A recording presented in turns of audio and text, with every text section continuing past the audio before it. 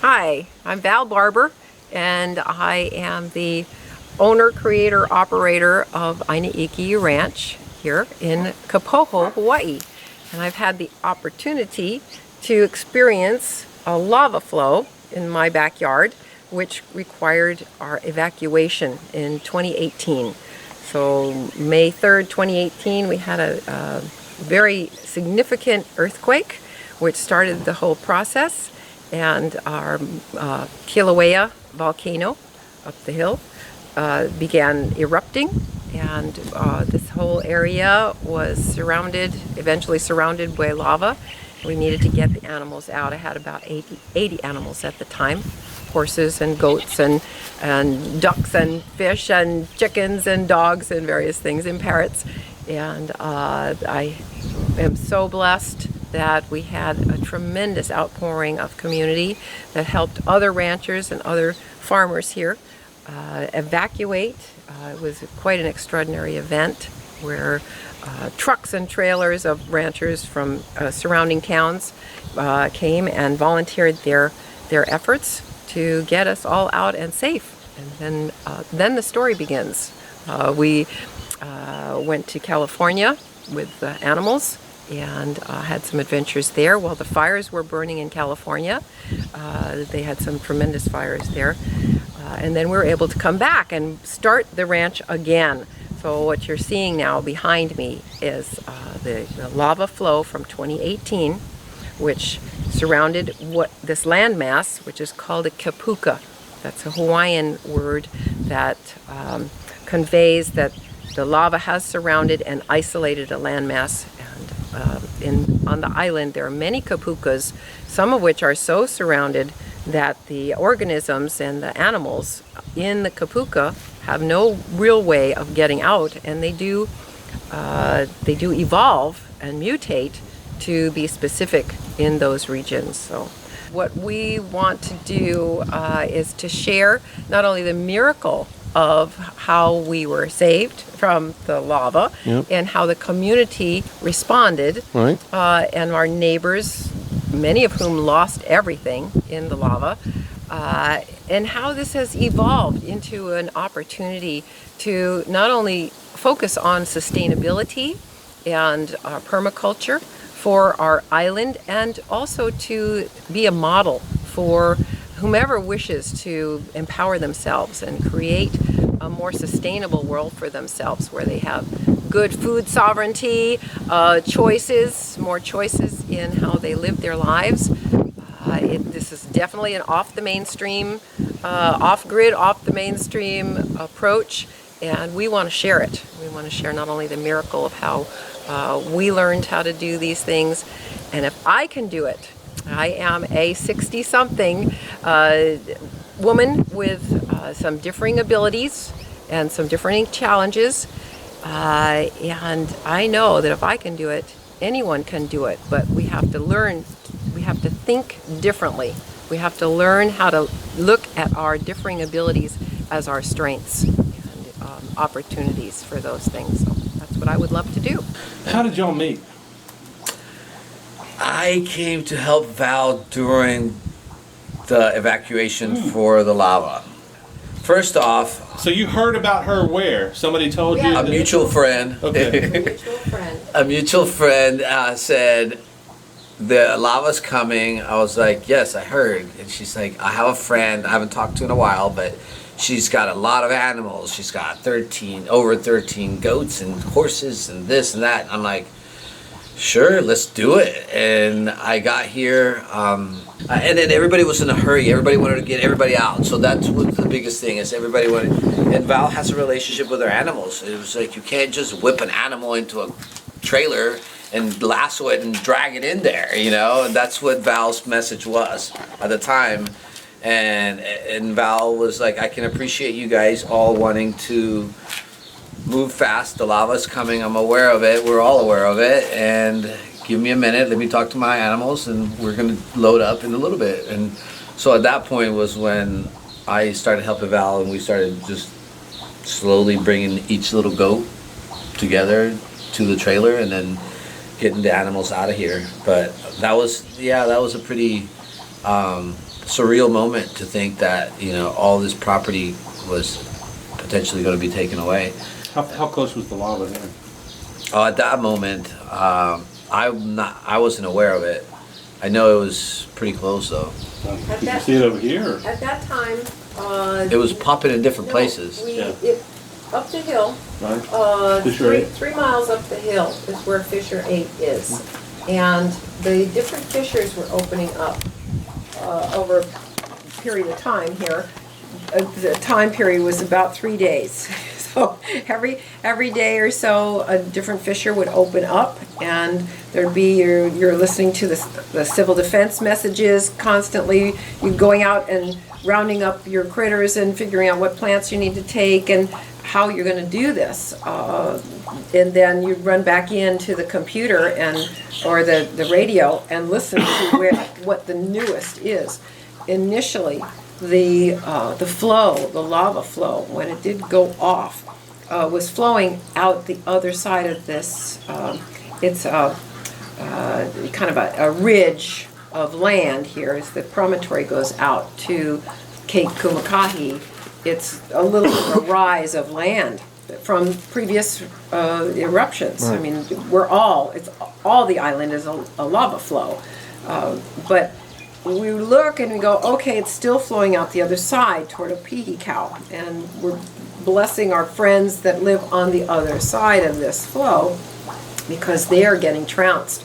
They're getting the emissions. The farms were immediately inundated with emissions, and so many of the farms down there, some of the green farms that had been there for many years, the Johnson farm in various places, their crops were perishing very, very quickly.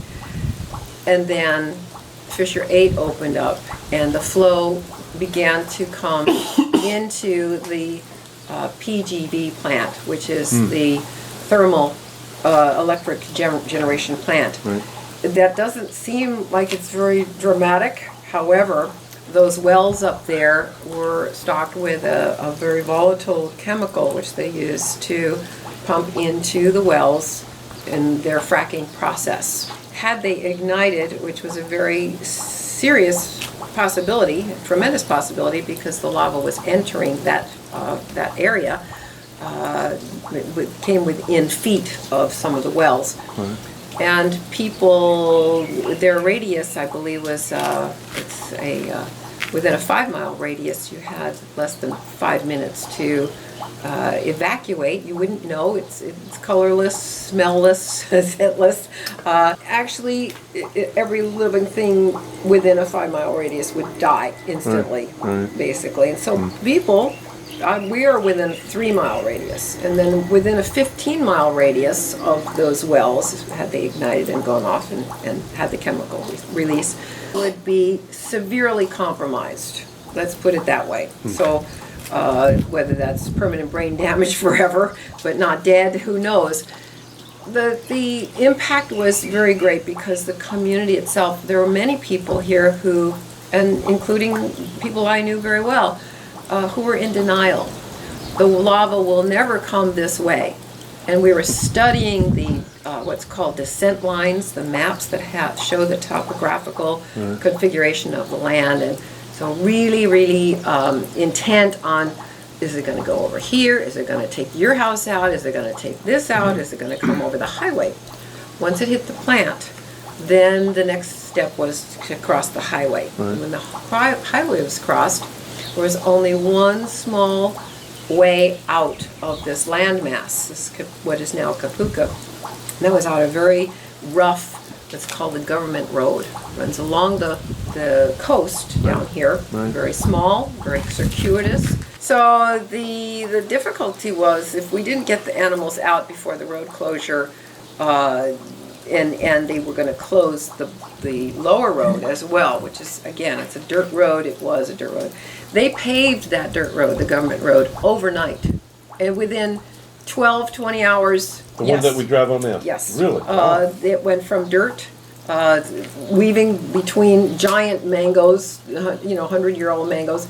They paved it overnight, a solid 1-lane road mostly, and the caravan started, which is trucks and trailers So they didn't coming think in they here. could get people out in the dirt?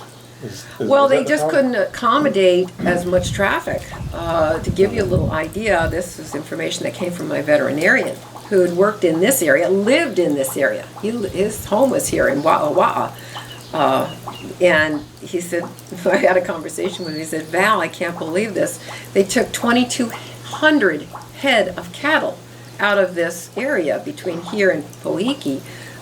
No one knew they were here because they're back little dirt roads back in the jungle and the cane fields. Everybody wants to keep them hidden so they don't disappear. Yeah, to keep safeguard them, and plus your land just isn't visually accessible. 2,200 head of cattle plus hundreds and hundreds of horses. So Wow. you can imagine trucks and trailers in a caravan plus people trying to grab their personal possessions because the area, Leilani, had been mandated evacuation. Right.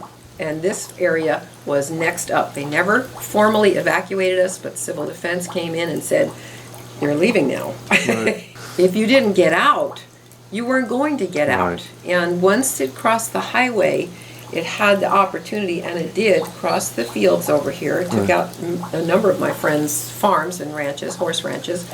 And then it would come down, and it would take out, and it was projected to take out that government road. So that truly, everybody had to leave. If you didn't leave, in fact, they ended up helicoptering people out that were in denial, and they became stranded by the lava. So people in denial did not get their animals out. There was tremendous loss. Many people had to leave.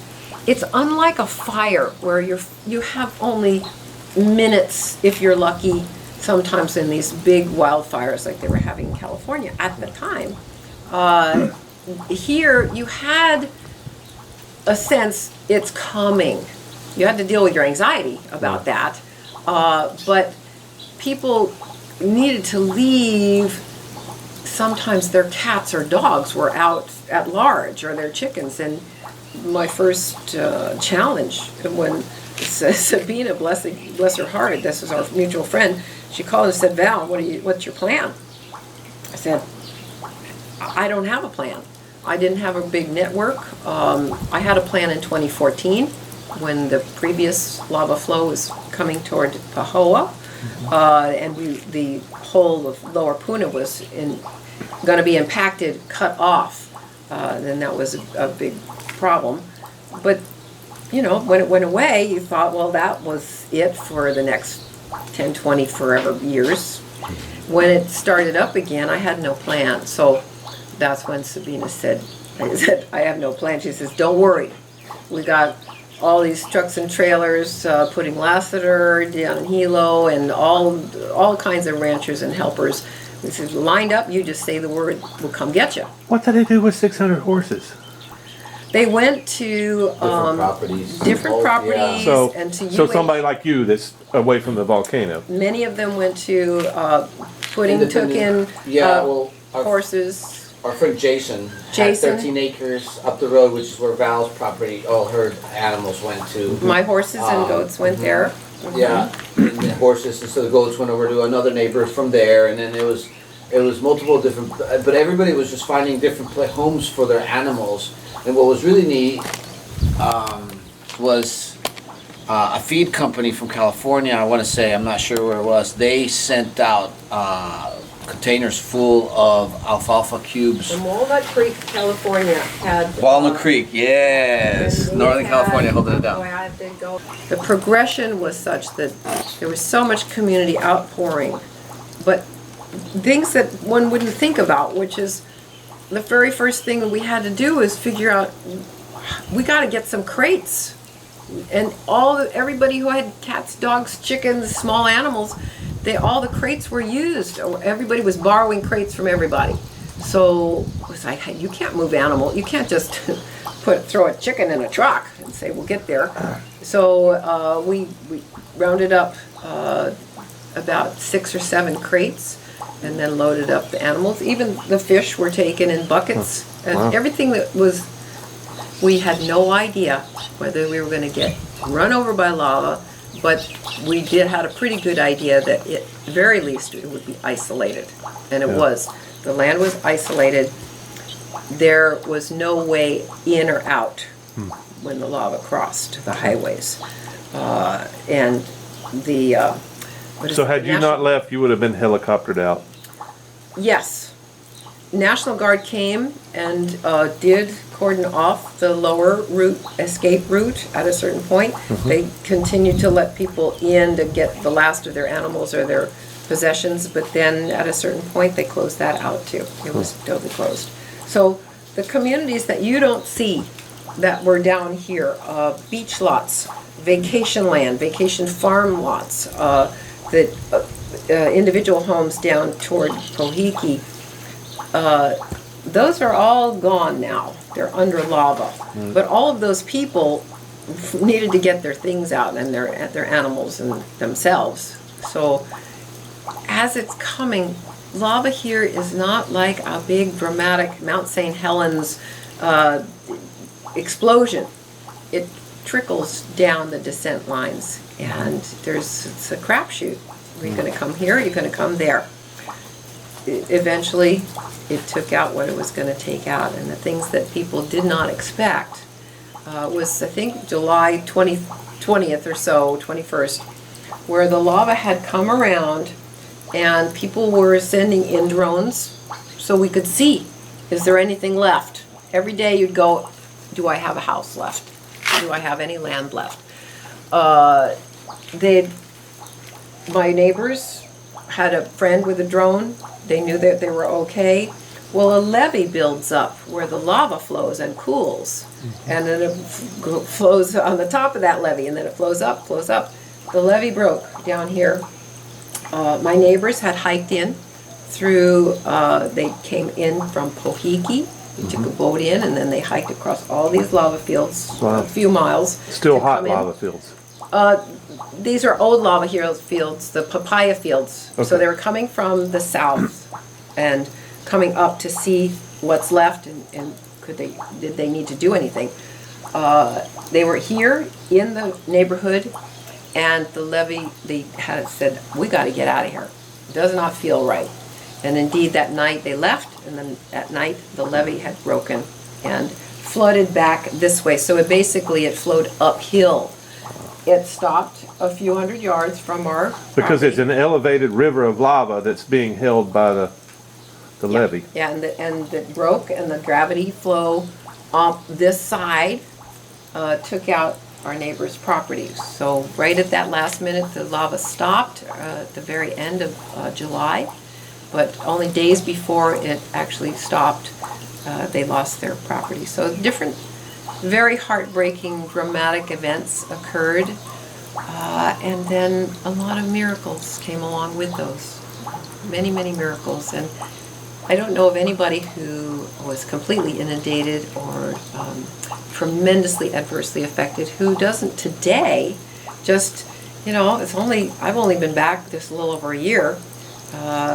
Everybody dug out, fought the jungle back from, the emissions had an impact, but more greatly, the vegetation has a tremendous impact. And if you walk away from a tropical property in this area of the island, and you leave your place for a year, you're going to have a very significant challenge when you come back. And none of these fences were visible. The cane grass was 12 feet high. Looks like it is over there. Yep, in 6 months, it grew from burned off, this is land burned off twice here on Right. our property, and in 6 months, it was 12 feet high. And You kept those trees somehow. I don't understand. Well, you got bigger trees over here too. those are cook pines, and because we had grazed off, we had significant grazing, and there's more grass now than there was then, because it's grown back. All these stalks had grown back. This was all from right this fence out was 12 feet high, impenetrable grass. We actually had a cow come in to the neighborhood and have a baby during the flow while it was isolation. Right. And my neighbors had hiked in, and they said, what are we going to do with this cow? It's eating all the trees that we've planted, that survived. They said, put him out to pasture. So it started eating it back, and of course the goats have been and the horses have had a year to nail this back. Huh. The emissions had an impact, the vegetation had an impact, the house itself was intact, but all the metal on this house and most of the things, if you leave a generator for a year and a half subjected to tremendous emissions, usually these things don't run. Our generator ran. Huh. Our generator ran. We had tremendous beneficence. But those people who lost everything, if you talk to them today, I haven't talked to one yet that didn't say, this is the most incredible thing that's ever happened. It was an honor. However much we lost, this was the most amazing earth experience we've had. And somehow deliverance happened. They were delivered unto new houses or new circumstances, or their lives were refreshed in a certain way that has served everyone. I had so much love shown to me, and I was living a pretty isolated life for health reasons and for circumstantial and financial reasons as well. When you have a farm, you can't just walk away and go traveling and visit your friends all the time. Right. So I was pretty isolated, and yet I came out of this with so much love, so many new friends, so much, the prosperity. Right. One could arguably say it was a miracle, many miracles. Right. That is 60 feet deep out there. They did thermal maps Right. of how deep the lava flow was in different areas, and what used to gradually go down and be all jungle down toward the ocean. The ocean's right over that hump pretty much. It now goes up, and there's 60 or more feet of lava there, the mass of molten rock, and this was an unprecedented flow. This wasn't, it had flowed to Kalapana from the time I came the first time to Hawaii, which is in 1982. And I walked across the Kalapana flow, newly cooled, and I was kind of getting slowed down. And I looked down at my sneakers, and they were trailing the material out long strings of spaghetti because they were melting. It was still that hot. And they'd lost, Kalapana was arguably the most beautiful place on the eastern Hawaii island. Everyone said so, and the photographs prove it. Right. It was all gone. It was very dramatic. The progression of that flow and the other flows it flowed down to Kalapana over 30 years, 35 years I think it is. And we were all kind of complacent with, you could go down there and watch the trickle down to the sea once in a while, and the plume would go up. And we had friends that lived down there. A little bohemian community got built up, and some very nice houses and some little shacks down there. It's kind of the outback. Right. But no one imagined that Pu'u'o'o, the vent from which all this lava had flowed over this 35-year period, that it was going to switch course. And that was the 2014 flow to Right. Kohoa, when it broke, the crater around Pu'u'o'o broke and started flowing in what we call the wrong direction. Because we know where lava flows. It flows right. over there. It was over right? there, over there. And it's a little bit about like what Armando said, take the trash to the curb. The lava is over there. That's what people come to see.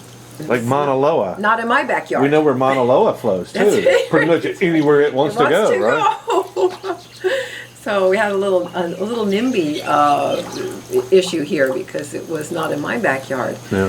When it switched over, we certainly, I think everybody had a real sense of how the Kalapana residents had been contending with this for a very long time and really not getting the publicity or the support, financial support, community support.